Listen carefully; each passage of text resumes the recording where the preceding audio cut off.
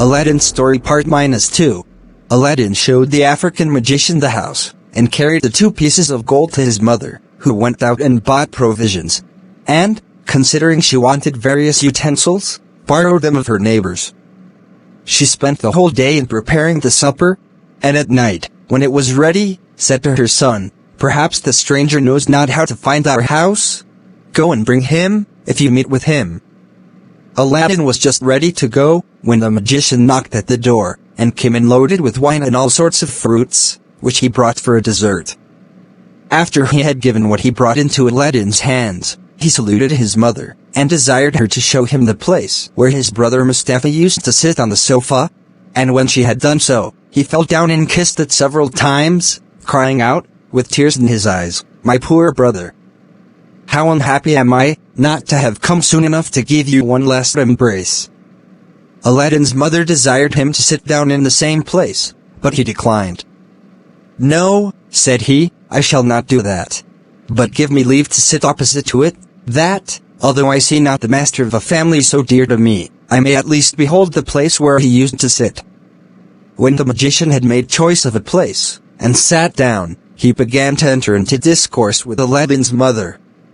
"My good sister," said he, "do not be surprised at your never having seen me all the time you have been married to my brother Mustafa of happy memory.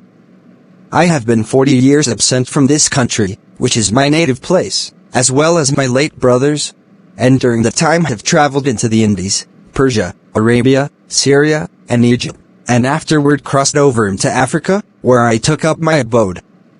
At last, as it is natural for a man, I was desirous to see my native country again, and to embrace my dear brother. And finding I had strength enough to undertake so long a journey, I made the necessary preparations, and set out.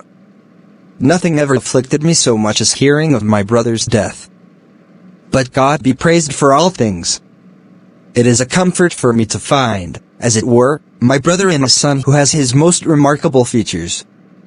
The African magician, perceiving that the widow wept at the remembrance of her husband, changed the conversation, and turning toward her son, asked him, "What business do you follow?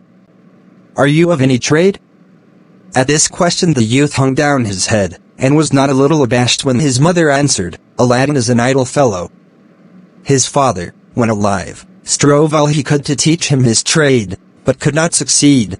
And since his death, notwithstanding all I can say to him, he does nothing but idle away his time in the streets, as you saw him, without considering he is no longer a child. And if you do not make him ashamed of it, I despair of his ever coming to any good.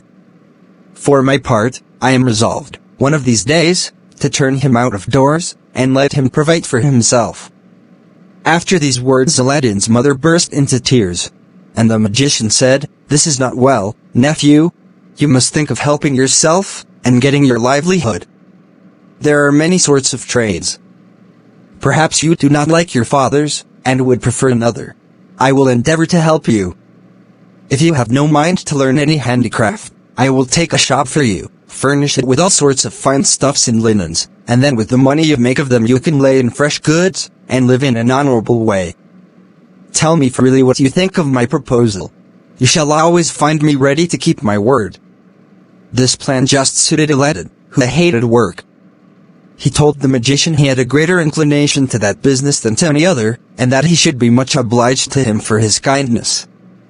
"Well, then," said the African magician, "I will carry you with me tomorrow, clothe you as handsomely as the best merchants in the city, and afterward we will open a shop as I mentioned." The widow, after his promises of kindness to her son, no longer doubted that the magician was her husband's brother. She thanked him for his good intentions, and after having exhorted Aladdin to render himself worthy of his uncle's favor, served up supper, at which they talked of several indifferent matters, and then the magician took his leave and retired. He came again the next day, as he had promised, and took Aladdin with him to a merchant, who sold all sorts of clothes for different ages and ranks ready-made, and a variety of fine stuffs, and bade Aladdin choose those he preferred, which he paid for.